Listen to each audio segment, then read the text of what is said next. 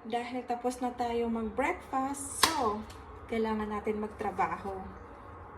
Oras na ng paglilinis. Kailangan natin ng gloves para ang ating kamay ay hindi lalong mag-dry. So, ang dami kong huhugasan at lilinisan. Kaya, samahan niyo ako! So, ayos na tayo. Maglilinis na tayo dahil mamaya ay bibisita dito yung anak.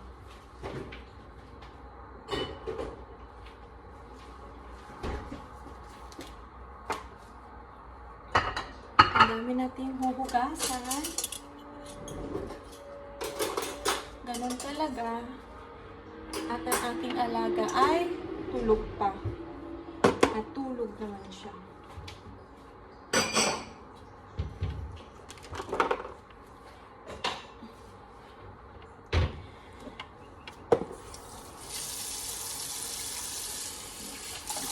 Ganyan talaga ang buhay.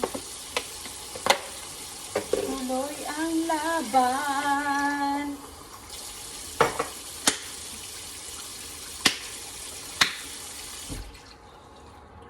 Isayaw na lang natin ang ating